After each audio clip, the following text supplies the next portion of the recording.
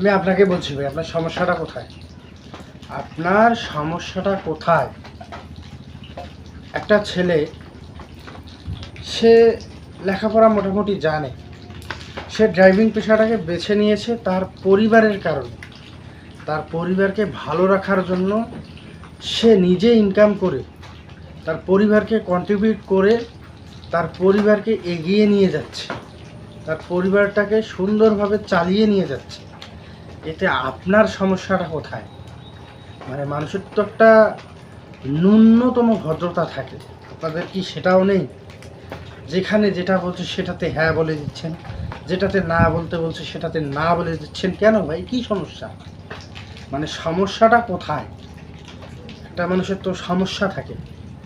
আপনারা চায়ের দোকানে, পানের দোকানে, হোটেলে, রেস্তোরাঁয় মানুষকে ছোট করে দেখছেন, মানুষকে ছোট করে কথা বলছেন, ফির এমনও বলছেন যে ও এই পেশায় কেন আসলো, ওর বাবা মা তো অনেক ভালো, নিশ্চয়ই ছেলেটার মাঝে কোনো সমস্যা আছে।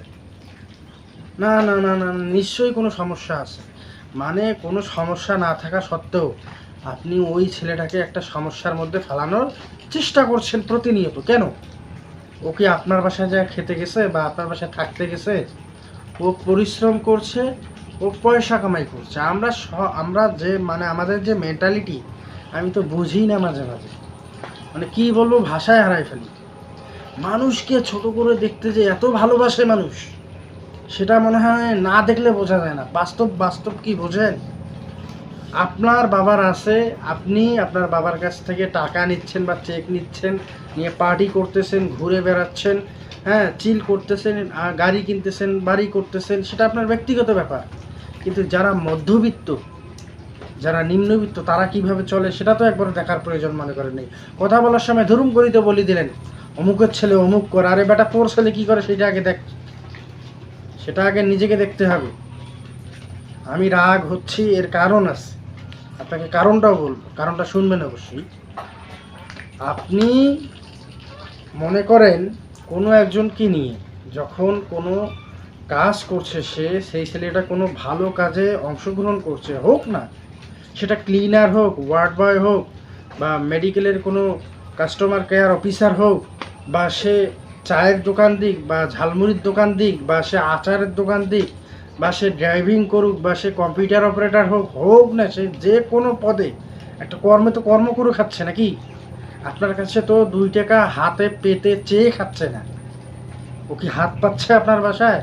না আপনার কাছে যে বলছে যে আমি সমস্যায় আছি, আমাকে 2 টাকা দিয়ে সহযোগিতা করেন? সে তো নিজের কাজ নিজে করছে, নিজে উপার্জন করে তার পরিবারকে সহযোগিতা করছে, মানে কন্ট্রিবিউট করছে, সে তার পরিবারকে ভালো রাখার চেষ্টা করছে। এতে আপনার সমস্যাটা কোথায় আমি বুঝি না। মানে প্রতিনিয়ত আপনারা দোকানের বাইরে বসে, চায়ের দোকানে বসে বলবেন অমুকের ছেলে তো এটা করছে, এটা তো করার কথা না, ওর তো পরিবারে ওর বাবা চাকরি করে, ভালো চাকরি করে, ওর মা চাকরি করে, বা ওর ফ্যামিলি, ওর বড় ভাই চাকরি করে, এত টাকা তবুও ও এই কাজ করছে, নিশ্চয়ই কোনো সমস্যা আছে, নিশ্চয়ই কোনো সমস্যা আছে। মানে সমস্যা না থাকলেও আপনি সমস্যা বের করে দেবেন। সে ড্রাইভিং কেন করছে?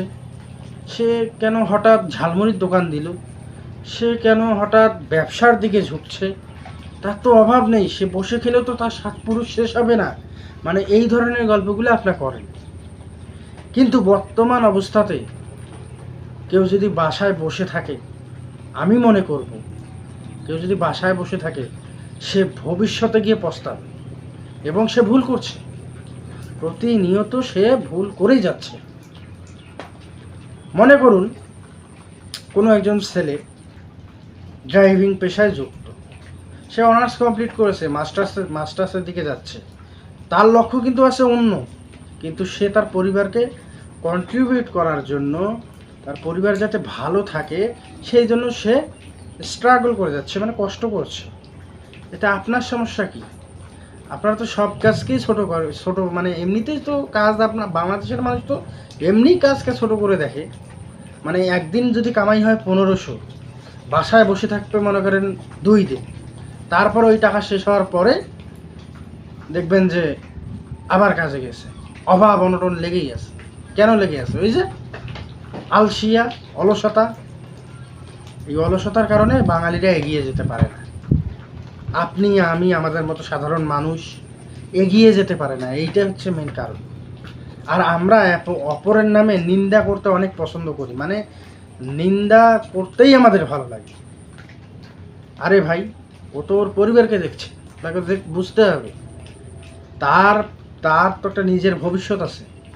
সে হয়তো তার চিন্তা করে, হয়তো ব্যাংক ব্যালেন্স করার চিন্তা করছে, ভবিষ্যৎ প্ল্যান আছে তার।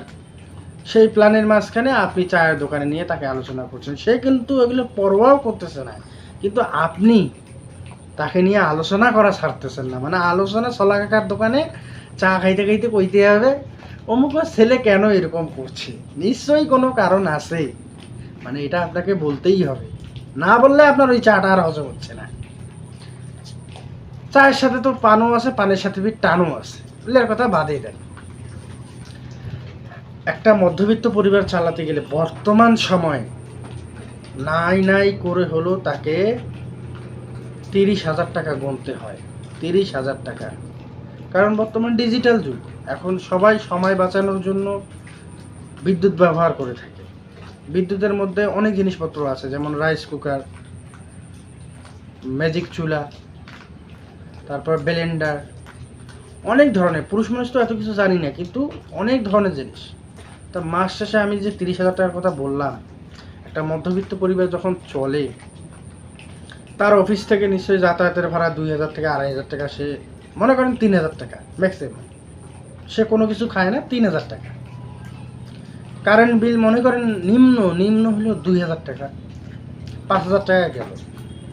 বাসায় তো আর সবসময় মনে করেন নিজে কাজ করে কুলায় উঠতে পারা যায় না। অনেক সময় মানুষ মানে কাজ করে কুলায় উঠতে পারে না, শেষ করতে পারে না। মনে করেন একটা আন্টিকে বাসায় রাখলেন, সেই আন্টির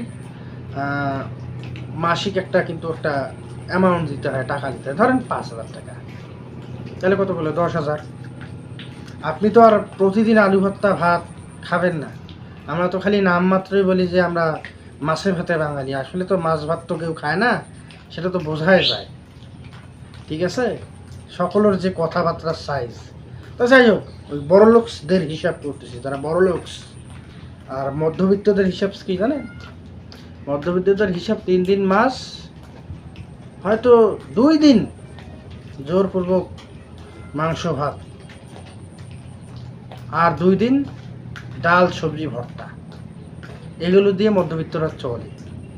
এতেই মনে করেন খরচ হয়ে যায় প্রায় 20,000-এরও বেশি খরচ হয়। কিন্তু সে যে একটা ছেলে, সে কর্ম করে তার বাবার মানে পাশে দাঁড়াচ্ছে, বা তার বাবার পাশে সাপোর্ট করতেছে, তার মাকে সাপোর্ট করতেছে। অনেক পরিবারে তার বাবা নেই, তার সেই পরিবারের সন্তান, বড় সন্তান, সে তার মাকে সাপোর্ট করছে, তার বোন লেখাপড়া করছে, তার ছোটো ভাইটা লেখাপড়া করছে, তাদের আবদার পূরণ করতেই মনে করেন তার অবস্থা খারাপ। সে কেন করছে সেটা আপনার মাথা ব্যথা, আমার মাথা ব্যথা। মানে আমি বুঝি না, কেন ভাই, কেন, কিসের জন্য, কেন কেন আমার প্রশ্নটা হচ্ছে কেন?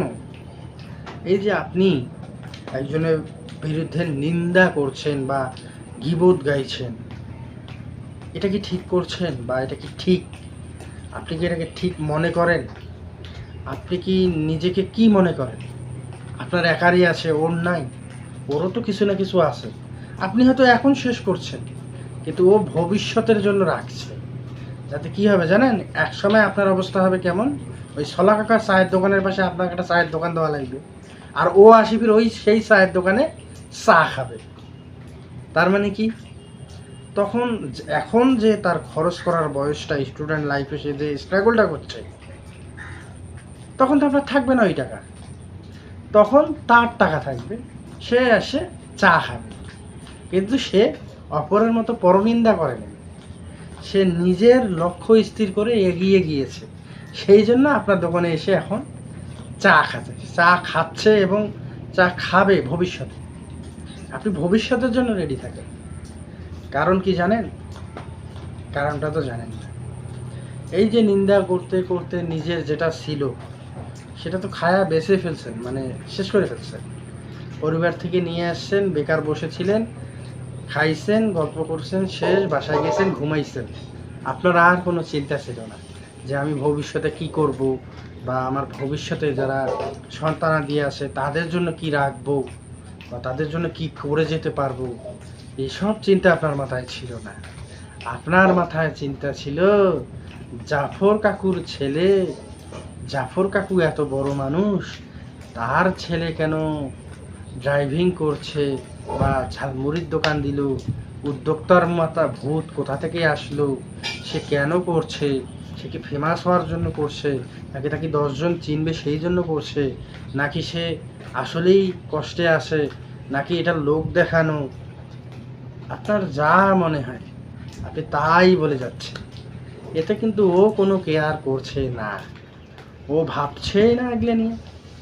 ও মনে করেন ওগুলো নিয়ে চিন্তাই করতেছে না, কোনো চিন্তাই নেই। সে তার মতো কাজ করে যাচ্ছে, আপনি তার বিরুদ্ধে নিন্দা করেই যাচ্ছেন। করলেন, তাতে ক্ষতি কি? সে এগিয়ে যাচ্ছে, আপনি পিছিয়ে যাচ্ছেন। তো মনে রাখবেন, কোনো কাজই ছোট না। হোক সে ক্লিনার, হোক সে মুচি। আপনারা বিশ্ববিদ্যালয়ে পড়ালেখা করে কি শেখেন? যে চুরির চাইতে নিজে কিছু করে খাওয়া অনেক ভালো না? কারো কাছে হাত পাতার চেয়ে নিজে একটা কর্মসংস্থানের ব্যবস্থা করে নিজের চলাচলটার ব্যবস্থা রাখা বা উন্নতি করার, এটা তো আমরা শিখি নাকি? নিজে কিভাবে চেষ্টা করে এগিয়ে যেতে হয়, বা নিজে কিভাবে ভালো, নিজেকে কোন জায়গায় নিয়ে যাওয়া যায়, কিভাবে ভালো রাখা যায়, কেমনভাবে থাকলে আমি ভালো থাকবো, এগুলো তো শিখি নাকি? শিখি যে বের হয়ে মানুষকে কিভাবে কেস করা যায় নাকি? ও, আমার এই কথাটা আপনার ভালো লাগছে, কিভাবে কেস করা যায়। মানে নিজে কোনো চিন্তা নাই, নিজের কোনো চেষ্টা নাই, নিজের কোনো চেষ্টা নেই, কখনো তো চিন্তাই করেন না। এগুলো চিন্তা, এগুলা ভাবতে ভাবতে এখন আপনি বলবেন যে খেয়া দেয়া কোনো কাজ নাই, এগুলা ভাববার ফির কাজ হয়। তোরাই ভাবো, তোরা তো ভিডিও বানাচ্ছেন ভিউয়ের আশায়, টাকা কামানোর আশায়। দেখেন, আমার পেজে টাকা কামার কোনো ইচ্ছা শক্তিই নেই। আমি চাই আমার ভিডিওটা দেখে মানুষ বোঝার চেষ্টা করুক যে অপরের নামে নিন্দা করার আগে নিজের মানে পায়ের নিচে যে মাটিটা, ওটা শক্ত কি না। যদি মাটিটা শক্ত থাকে তাহলে ভালো থাকবে। কারণ যে সময় এসেছে বর্তমান, মনে করেন আপনি একটা প্ল্যাটফর্মে দাঁড়াইতে গেছেন, এইভাবে দাঁড়িয়ে আছেন, ঠিক আছে, আপনাকে আরেকজন ধাক্কা মারার সাথে কিন্তু আপনি পড়ে যাবেন। তাই এখন বর্তমান ডিজিটাল যুগে কি চলছে জানেন? যে কিভাবে একে অপরকে পাড়ামারি ধাক্কা দিয়ে ফেলে দেওয়া যায় আর সে উপরে উঠতে পারে। তো সেগুলোর থেকে ভালো না নিজে কিছু করা। উৎসাহ দিন, ছেলেটা যখন ভালো কাজ করছে তখন তাকে উৎসাহ দিন, হোক না সেটা ক্লিনারের চাকরি, হোক সেটা মুচির চাকরি। আরে বলবেন, মাথায় হাত দিয়ে বলবেন যে বাবা একদিন তুই ভালো জায়গায় যাবি, এতটুকু তো বলতে পারেন। নাহলে সান্ত্বনামূলক বলতে পারেন, যা করছিস নিজে করছিস, ভালো করছিস, এগিয়ে যা, পাশে আছি। বা পাশে না থাকলেন, বললেন এগিয়ে যা। সে তো মনে তৃপ্তি পেল যে না, কমসে কম বাহবাটা তো পেলো সে, মানে সে মন থেকে তো তৃপ্তিটা পেল। এতটুকু তো করতে পারেন নাকি? সারা জীবন কি পরনিন্দায় করে যাবেন? পরনিন্দা করাটা বাদ দিন। আসুন মানুষকে সম্মান করি, মানুষের কোনো কাজকে ছোট করে না দেখি। প্রত্যেকটি মানুষই মানুষ। আগে মানুষ হওয়াটা এত সহজ ব্যাপার নয়, একদিনে মানুষ হওয়া যায় না। মানুষের সবচেয়ে বড় কি জানেন? সবচেয়ে বড় কি বলেন তো? সম্মান। যেটা বাজারে আপনার হাজার হাজার কোটি টাকা আছে, সামনে আসসালামু আলাইকুম বলে, কিন্তু পেছনে এ তো ওইভাবে বড় লোক হয়েছে, এ সম্মান পাওয়ার যোগ্য। আর যে 10 টাকা ইনকাম করে ড্রাইভিং করে, পেছনেই বলছে না ছেলেটা ভালো কাজ করছে, তার পরিবারকে সহযোগিতা করছে, এ ভবিষ্যতে কিছু করতে পারবে, এই কথাই বলে। কিন্তু যারা নিন্দা করে, যারা নিন্দুক, তাদের কাছ থেকে সরে যায় কিছু মানুষ আছে যারা এগুলো পছন্দ করে না, সরে যায়। এমন কিছু করবেন না যে মানুষ আপনাকে অপছন্দ করে। প্রত্যেকটা কাজ। আমি কেন বললাম এই কথাগুলো, যে প্রতিনিয়ত দেখি, দোকানে পারে গেলে দেখি, চায়ের দোকানে দেখি, হোটেলে দেখি, রেস্তোরাঁয় দেখি, পানের দোকানে দেখি, হ্যাঁ, চটপটি খাচ্ছে, সেখানেও এগুলো গল্প হচ্ছে। মানে সে তার গল্প করেই যাচ্ছে। তো বাদ দিন এগুলো কথা। আমিও মধ্যবিত্ত মানুষ, গরিব মানুষ। আমার পক্ষে তো আর একাই সম্ভব না, সকলকে মিলে লড়তে হবে, তাহলে একটা জিনিস মনে করেন সফল হবে।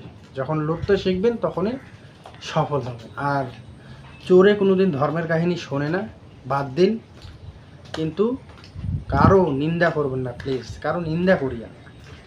সে কিভাবে চলছে চলুক, সে তো চলছে, আপনি তো তাকে চালাচ্ছেন না, বা সে আপনার কাছে 2 টাকা নিয়ে খাচ্ছেও না, আর আপনি তাকে 2 টাকা দিচ্ছেনও না, কিন্তু কথা বলার সময় কথা বলছেন। বাদ দিন এগুলো। ভালো থাকবেন, সুস্থ থাকবেন, এবং ইয়োর সাগর ফেসবুক পেজকে ফলো করবেন, এবং আমার একটি ইউটিউব চ্যানেলও রয়েছে, প্রতিনিয়ত সেখানে কন্টেন্ট আপলোড হয়।